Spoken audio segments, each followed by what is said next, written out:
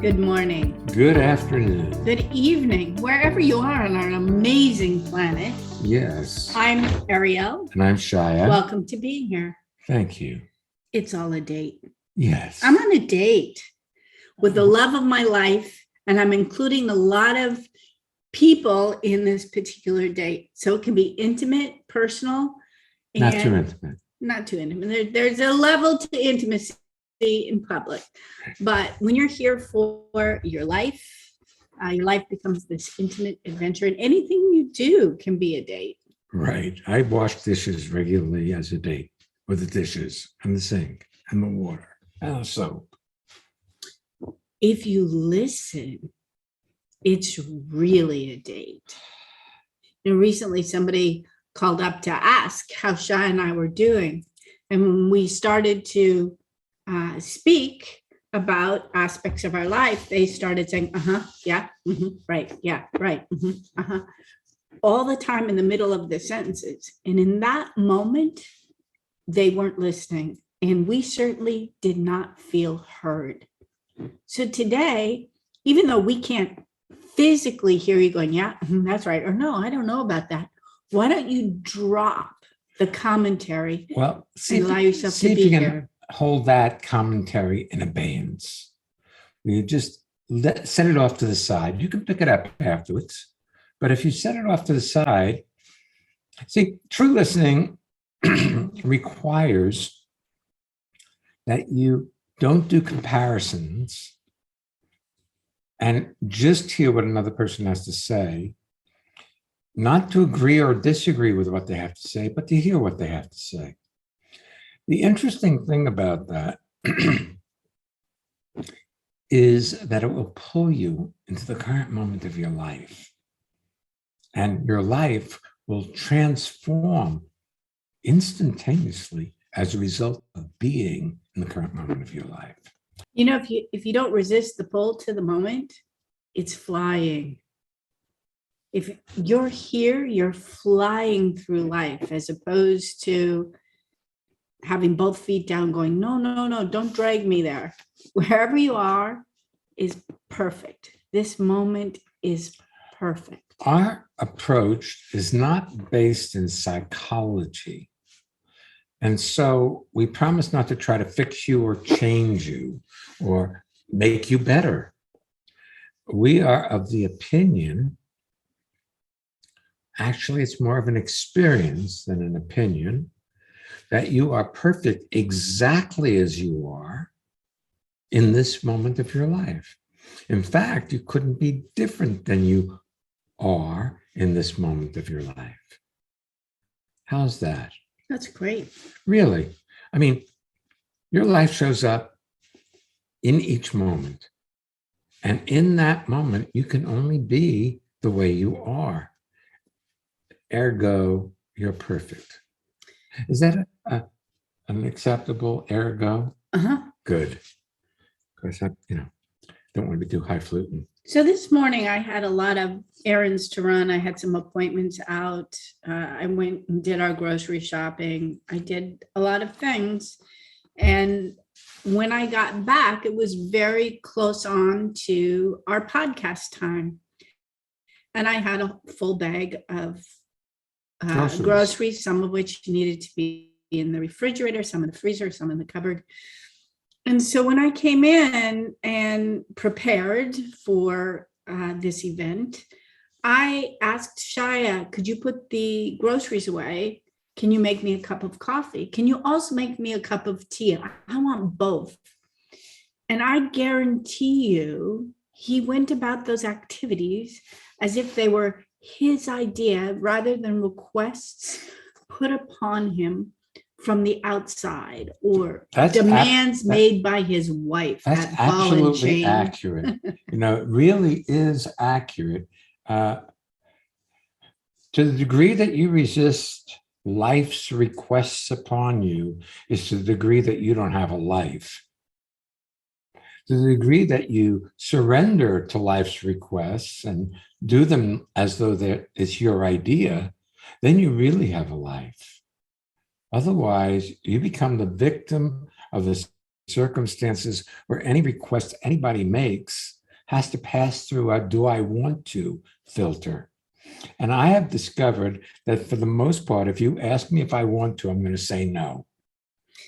Truly, there are plenty of things in life that I don't want to do. And when Ariel says, do you want to help me make the bed? I bypass intentionally that part of me that says, no, I don't want to. And I say yes. You know what's sweet about that? I mean, aside from feeling in concert with Shaya in this particular example, that when some of what I might consider a large ticket item, some big event comes up that I do not want, but my wanting or not wanting will not change it.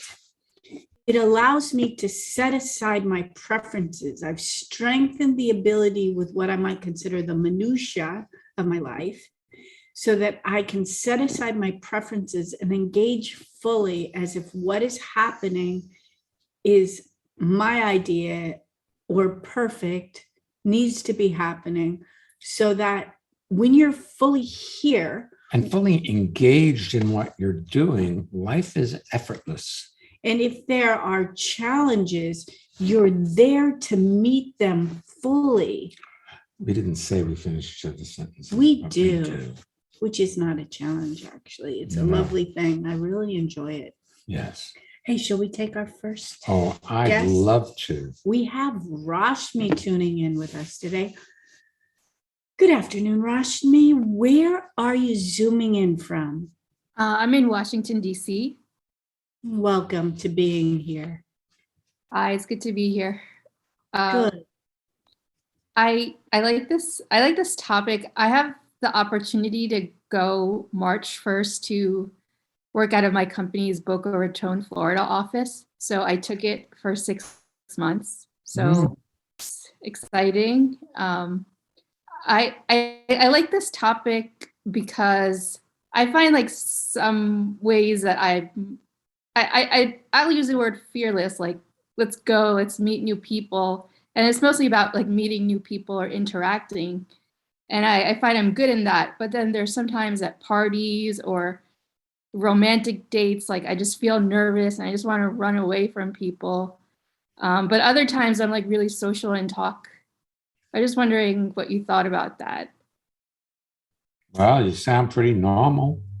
I mean, I think most people around romantic dates feel nervous. Or at parties might feel a bit shy. So then really, it's not about not having that experience, Rashmi. It's about allowing it. Let's talk about those 3 principles of instantaneous transformation. First one is when you resist something, that's what sticks around. So let's use the date, the singular romantic date. You're about to go on a date. It's perhaps somebody you haven't met, somebody you've been speaking to on a dating app, and you're going to get together for the first time and you're feeling nervous. If you resist that nervousness, it grows stronger. It dominates your experience of yourself. It dominates your ability to communicate with this person when you first meet him. So what you resist persists, grows stronger, and dominates your life. Got that so far? And sound pretty normal?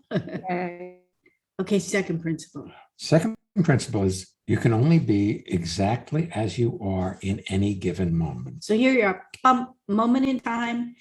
And there's nervousness. Mm-hmm. Now, third principle, if you notice your nervousness without judging it or wishing to change it or get rid of it or fix it in any way, it will complete itself in an instant. Okay. So when you resist being nervous, you exaggerate or exacerbate your nervousness. Anything you push against, you get stuck to. I saw you look away for a minute. Now, I know that when we release this, at least initially, it won't have the visual with it. The podcast is going to be released only as an audio. But I'm wondering where you went when Shai said it exaggerates or exacerbates your nervousness. I thought of what I used to do in the past is like talk over nervousness or the gaps in the conversation, especially on romantic dates. Like I would just talk a lot. That's an interesting thing. I remember when I was a kid, when I was much, much younger, and I felt as though I needed to talk whilst having romance. And that is not true. See, if we hold your nervousness like a coin, you've got heads, you talk a lot to mask the nervousness. Tails is you get really quiet and withdrawn to mask the nervousness. There's another possibility where you include it, you own it, you embrace it, you can have it in your pocket. You feel it. And you can be here. And you don't try to get rid of it. If you go ahead. If you you go ahead first. My throat just closed. Your turn. I'll figure out what she was going to say in a moment. I just don't know. I was just going to say that sometimes you must assume you're the only nervous one. But maybe the person you're across from is nervous also. Because look, you have an agenda. You want the date to turn out great. You want it to go the way you want it to go. And you want to be liked. You think the person across from you doesn't want to be liked, doesn't want it to go well, is hoping you might find them attractive or interesting? This is audio, so you're going to have to. Oh, yes. Yes, I think your head doesn't work. Oh, sure. Sorry. Yeah, I think the other person's nervous too, and I don't want the other person to be nervous, but I guess I try to not be there with them in that moment. Well, Rashmi, there's always the possibility where you say something, like, I really am kind of nervous because I want this date to turn out great for both of us. Or like, hi, Rashmi, it's nice to meet you. Ooh, I'm feeling a little nervous. Wow, that would be a nice thing to say, I think. It allows for that individual you're being with to fully be him or herself also, as opposed to be self-conscious about whatever they're feeling. It's a gift, actually. Yeah, I think that's really great. Here's the thing. The second principle is really freeing in that you can't do your life wrong. Because if you can only be exactly as you are in the current moment of your life, if you can only be the way you are right in this moment, then the way you are is okay. It's the way you're supposed to be. And if that's nervous, well, good. See, you worry about outcomes. You're trying to get a relationship rather than just have some fun with somebody. Yeah. Now, go ahead. I want a relationship. That's right. But if you allow for that rather than look through the lens, like you're wearing glasses right now. So if your glasses are relationship glasses, you're going to be looking, is Shai, is somebody want to be with? No, he's married, he's too old. Is Ariel want to? No, she's the wrong gender and I don't want to be with her anyway. And so you're not actually looking at who you're with, you're looking through the lens of, do they fit my agenda? And that agenda, that picture you have of what a relationship should be like, what it should look like, was put together by you as a child. See, and now you may have revisited it and modified it somewhat, but the basic image of the one was put in there a long time ago, probably by some guy you saw on television. I actually think in Rashmi's case, it includes a whole brochure of guys, because she comes from Indian descent. And I know that there was a period of time that her parents wanted her to get married, and they had a whole brochure of potential eligible bachelors for her to look through. Am I remembering that correctly? Yeah, but there's a lot of matchmaking going on. Right. So she said to herself, no, I'm going to do it my I'm way. going to do I'm not doing it that old fashioned way. You know, Rashmi, I'm not trying to talk you into doing that, but it was really interesting. Shai and I met a fellow who we really like. He's such a super sweet guy. And he and his wife met via somebody coming saying, you know, I have a sister, and she's to his father and saying, I really think she'll be a match. I think they should get married. And the father said, are you up with that? And he said, okay, I'll do that. And they met after they'd already agreed to be married, and they love each other. They are such an amazing match. And he tells her everything, she tells him everything. They have happy kids. I'm not suggesting that as a lifestyle for people, but if you're anti that lifestyle, you miss the opportunity that love is available everywhere if you step into your life as if it's your idea. But if you're in the habit of saying no to whatever shows up, when you compare your life to your ideal or your picture of how it should be, then anybody you meet is going to end up being a no, because if they like you, they're already in trouble. Yeah, I can see that. Because you pick on yourself in your thoughts as though you're not perfect already. Yeah. Do you see that? Yeah, I see that. Here's something I noticed lately. Sean and I went to a family event that included a lot of stressors recently. And we would go along being ourselves. And then occasionally we would get pushback from somebody who didn't like something, whether something about themselves or a question I might have asked. Immediately, my attention would go back on myself and how I'm doing and analyze me. And it was very wonderful to be practiced at turning that attention back out into the world and being here. It's so easy to talk to yourself about yourself and how you're doing. And you see, look, regarding relationship, you've got a long list of, quote, failed relationships. Right. Right. I'm of the opinion that none of them were failures. Okay. That they weren't the right person.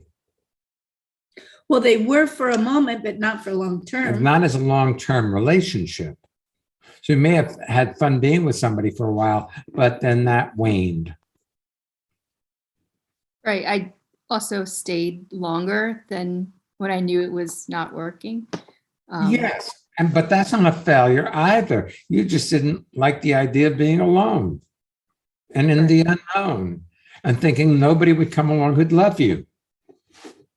And so you stayed just the right amount of time. Even when you knew it wasn't working, you stayed until the fact that it wasn't working really outweighed being with that person. So good for you. So you're being hard on yourself for that, rather than saying, hey, I did exactly what I wanted, and now I'm here. See, that's the thing. Most people victimize themselves with the circumstances of their life, thinking they should have or could have or would have done it differently or better. But what if you've done everything exactly perfectly and it all brought you to this moment of now? See, then you could have fun and not worry about when. Look, I met Ariel one day, not expecting to meet her that day. I had no expectation of finding the love of my life in a chiropractor's office. I went into this chiropractor's office and she was working there as a receptionist. Of course, we didn't know we were each other's love of our life for a while. That took a little blossoming, but it wasn't expected. I was way too old for her. She was way too young for me. And lo and behold, Here we are 39 years later. that's right. I have a question for you. Do you drive a car? Yes. I keep getting this image of you. You go to your car, you unlock it, and you get in and you sit in the passenger seat and you're waiting to go somewhere. You just might need to move over into the driver's seat. Right. I get it. I guarantee you, when you go into a party and you're feeling shy, you don't walk into that party as if it's your party, you're the hostess, and you want to make sure everybody there is having a good time. You go in there worrying about how you're doing. You're not in the driver's seat of your life. Oh, I see it. Yeah. But to get to the driver's seat, you have to give up the story of you're not enough. What? And I can see it because you're thinking here. When we release this podcast and you hear it back, you're going to hear all these gaps where you're simply looking into the Zoom monitor and you're thinking about everything. You're not just here. I just thought it applies to your life.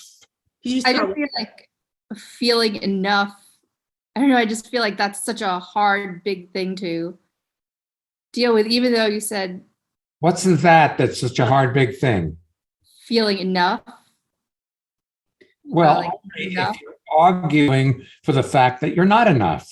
Do you really think you need to feel enough before you walk over to somebody and say, "Hi, I'm Rashmi. It's nice to meet you. What's your name?" No.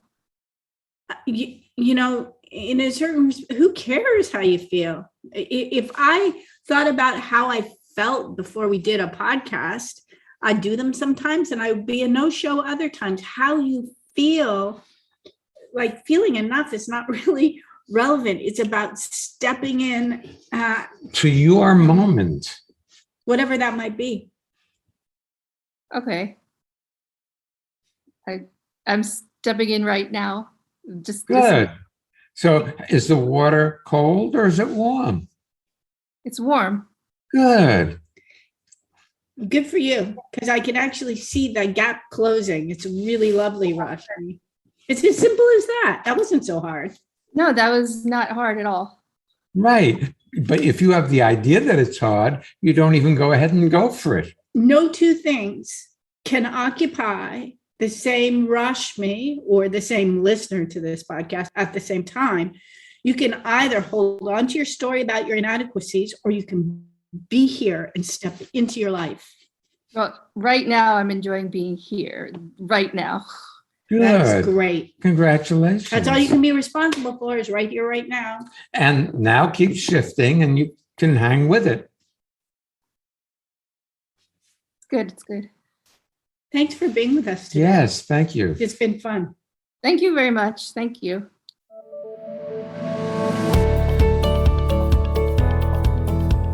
Hey, it's time for the listener feedback spotlight. It's where we get to hear from people in this amazing listenership and transformation community talking about what's happening in their lives. Hi, I'm Maike, and transformation for me is in moments where I'm really self-doubting and being unkind to myself, just to see it and to relax into the moment. And then it's gone. Do you want to have well-being with consistency? Connect with people all over the world from the comfort of your own home at Ariel and Shire's lively interactive Living Made Easy virtual seminars. Join any of their 2-hour online events or take a deep dive into the magic of being you at a virtual weekend seminar. Come on, let's connect. Find out more and register at transformation livinmadeeasy.com. We invite you to join us for the next Living Made Easy virtual weekend seminar. The theme is Passion, revitalize your life. when kids are so passionate. We saw our granddaughter recently and she was dancing to a Disney movie. She was such a lively, live. Little being. She's 2 years old. But She's our great-granddaughter. Great-granddaughter, sorry. So if you would like to revitalize that part of you that is just delighted with being alive, join us. Virtually for March 5th and 6th, revitalize your life. Now, the next in-person seminar we are doing is Leap into Life. It's April 29th, 30th, May 1st. We're holding it here at a sleepaway camp in New Jersey. You can find out more about both of those seminars and also the evenings, Mondays, Tuesdays, Saturdays that we're doing at transformationmadeeasy.com. And you're invited. Let's take our next guest. Yes, let's. Mark. Where are you zooming in from today? Hi, I'm zooming in today from West Hurley, New York. So nice to have you with us. Yeah, it's nice to see you guys too. Thank you. So I'm a little nervous. Good. Yeah. Nervous. What do you think you're nervous about? I don't know, but I just have that like a body feeling. Sure, it's an excitement. Yeah, it could be exciting, and as opposed to nervousness. Sometimes nervous is excitement with your foot on the brake. Ah. What do you want to talk about? Okay.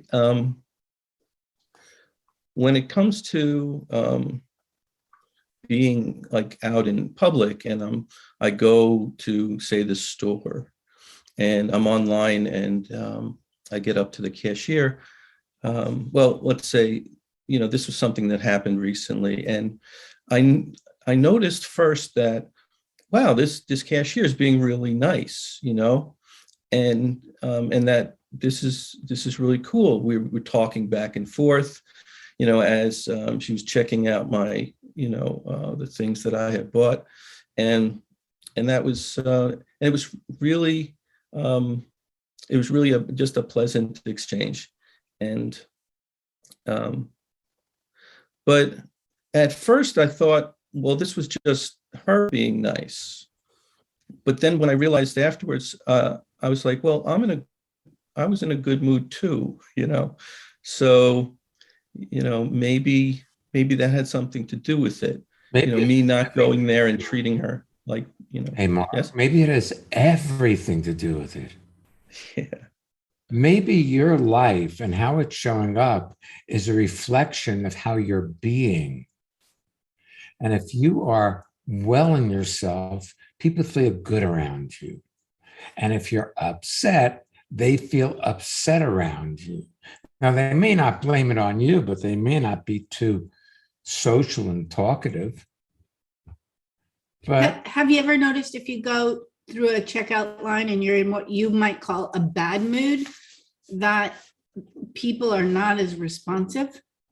They're not as nice? Mm-hmm. Yeah, and I've even noticed sometimes that they don't seem to want to engage at all. Like I'll be in a mood where I'll be watching them with the customer before me, and with that customer, they're happy and they're talking about things. Maybe they know them or something. It's going well, and then I come up to them and they ask me how my day is going, but I don't get the feeling like it's anything more than just a rote question. And well, it may be a rote question, but how you interact with that rote question is really up to you. You can say, oh, they don't really care about me. They're just asking me a rote question. Or you can engage as though it's your idea. when we were speaking to Rashmi last, we were speaking with her toward the end about if she goes to a party as if she's the hostess, then if somebody asks you a perfunctory question where they are just not really there, it's their job to say, how you doing today? You can either go fine, or you can get actively interested in them. I'm good. How's your day going? It often creates a connection should you be genuinely interested in that person in that moment. But if you're going somewhere and the paying the cashier is between you and getting where you're going, then you'll want to get done with them as quickly as possible. Have you ever driven down the road and noticed you need gas, but you don't want to stop at the gas station because you're going somewhere? Yes. Isn't that interesting? It's one of those things. If you realize that you and what's showing up in your life is perfect, it's exactly as it should be, then you have the time to say to a person, how you doing today? How's your day? Yeah, Mark, yes. on the way here, as I mentioned, I had a whole series of errands to run. And as I realized that in order to do them all in the time frame I had allotted, I needed to be very direct and handle each thing without a lot of thinking.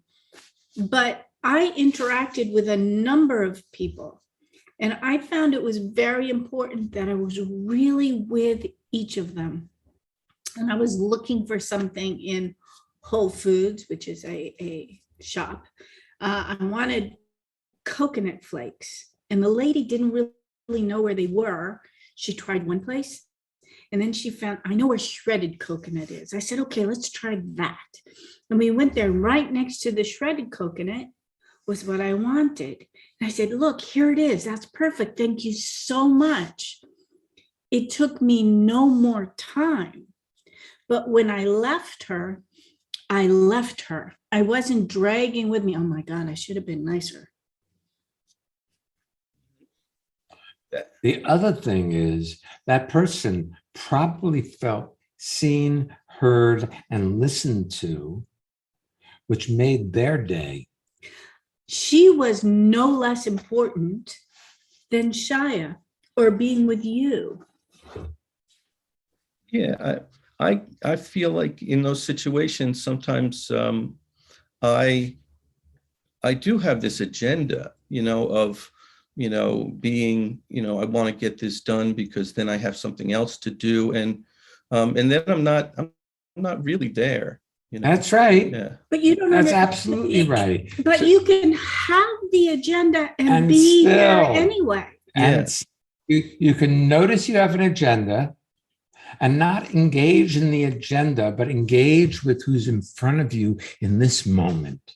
See, if you play the game that your life is showing up perfectly, then anybody you meet is supposed to be there.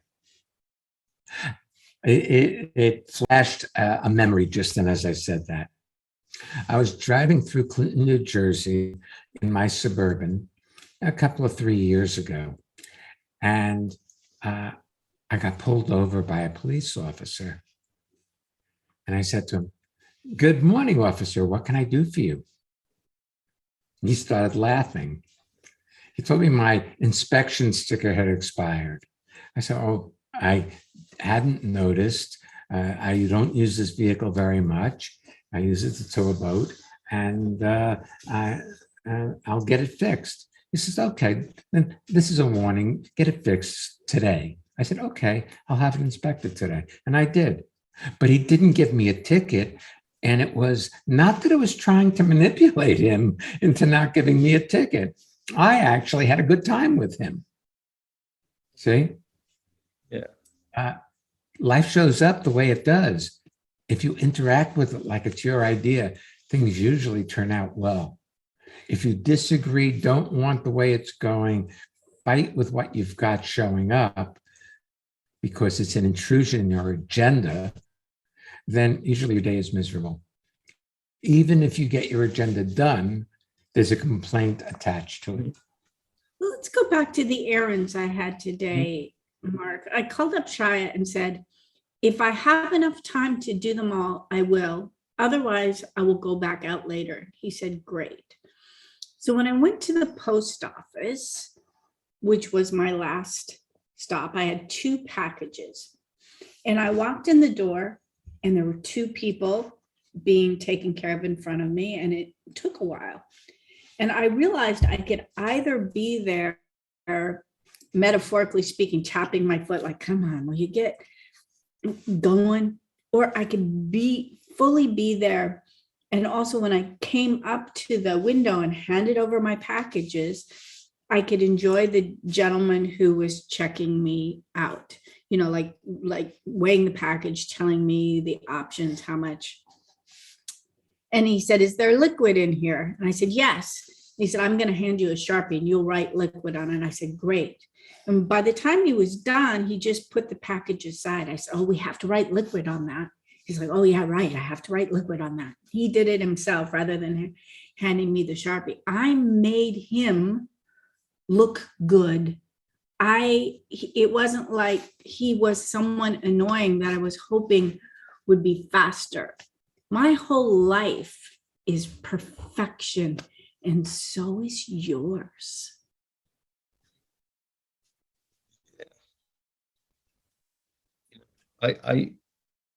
I wonder in that sometimes I'm just in a bad mood, Well, And- maybe you don't catch it when you get upset.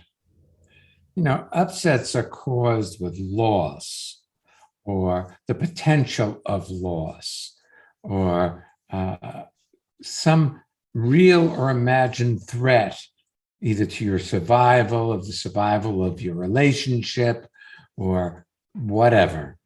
And it's easy to get upset because these are upsetting times. There's a pandemic. People are sick. There's things happening that are not your preference. And if you gloss over it rather than see it, you may discover that you're upset and you call it in a bad mood. Well, the bad mood is probably a couple of days down the line. And like if you don't catch the stressor, then it's like right now I'm getting over just a little bit of a cold. The cold did not start the day I had the symptoms. There was an incubation period. And if you catch where you leave, you never have to blossom into a bad mood. And if you find yourself in a bad mood and you don't judge it, you don't have to stay there. But if you resist it, you will stay there. Or if it gets you attention, you will stay there. So if So there may be some benefit in a bad mood, in that if you don't want to go to work today, a bad mood is a good excuse because you can't be at your creative best in a bad mood. or if you feel your girlfriend, fiance her attention is drifting away from you, it might be a way to manipulate her attention on you that most of us learned when we were kids and we wanted to get mommy's attention. You're smiling. This Yeah, because is that all sounds like audio. true. Yes. In my experience, it feels like, you hit all the right buttons there. Good. I like it when we hit the right buttons. Something you said about a threat to one's survival or agenda. I wasn't surprised you were a little bit nervous at the beginning because your fiance lives in Germany. You live in West Hurley in New York State.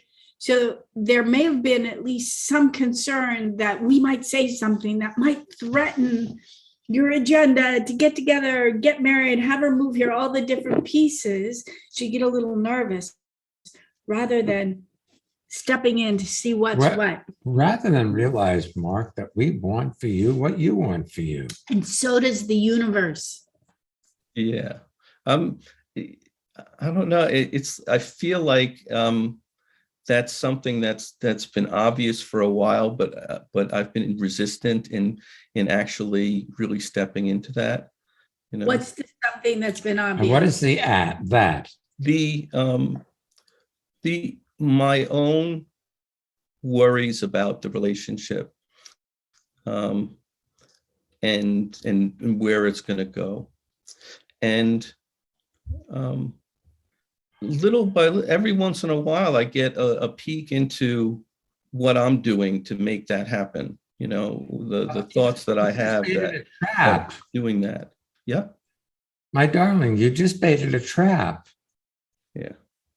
You dropped into the space that you may have some doubts about where this relationship is going. So if I were your fiance listening to this when it came out, I'd get a little worried that you didn't want to be with me. Well, I'm pretty upfront with her.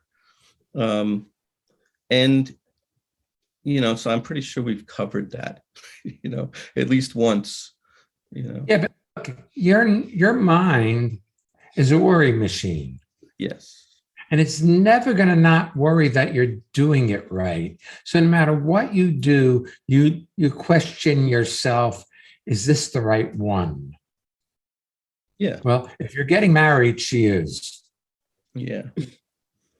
Yeah. I don't know why, and I'm on the edge of wanting to make myself wrong, you know, for just having, you know, thoughts that come up that, you know, worries. See, that's the problem. Yeah. Therein lies a solution. Because if you're worried that you could do it wrong, you're not just living your life, you're thinking about You're your analyzing life. it, and that's change. And that will destroy any relationship. You could observe it or you can analyze it. And most people get concerned if I just observe it, then anything I do that's quote negative or destructive or going in the wrong direction, I need to analyze why I'm doing it. Well, you could know why that's not going to support you in being any more centered. It's interesting. I talked about this, I believe, with Rashmi. It's hard to tell now because it was a while ago, but about how we had a stressing familial event, and it was pretty strong. So, or very strong. So all the little minutia of strengthening myself and being here allowed me to navigate those stressors in a way that I didn't lose myself. You talk about being surprised when you go through the checkout line and that person's pretty nice. You have a gap between you and fully engaging with consistency. And that gap is a thought gap. You're mostly involved in thinking about things that aren't in this moment, realities in this moment in your life. You know, you think about other things other than where you are. You should start using your eyes. I don't usually give advice, but here's a little advice. You wear glasses. Look through those glasses and see what your life is asking of you. You know, this morning, I got this little all-terrain vehicle, you know, a four-wheel drive vehicle that has a little dump bed on it that I can carry wood. And today, after I did my chores, I like wash the dishes and make sure the kitchen was cleaned up.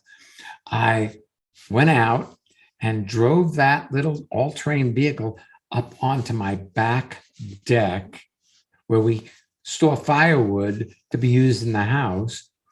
And I managed to manipulate it and move it so I could get it up to where the wood gets stacked. And then I went off to the woodshed and filled it up with wood and then brought the full little vehicle up onto the deck and unloaded all the wood. It was an amazing experience. And I was just doing what I do, but I was looking to see if this machine would fit on our deck and if I could turn it and if I could drive it on and off without damaging it or me or the deck. It all worked out great. But I was there doing that, not thinking about other things, not thinking about what I would have preferred or how I would have preferred life last week to show up. I remember once, Mark, you told us after having attended a Costa Rica adventure with us, you got to an airport, you couldn't get a flight home, you rented a car, and it was all very direct. It's like, I did this and I did that, and it was all this wonderful adventure as opposed to, oh no. There's nothing wrong with your thinking ability. It's part of what you use in work. But that part of you that looks and sees what's next and just steps into it has gone a little bit dormant.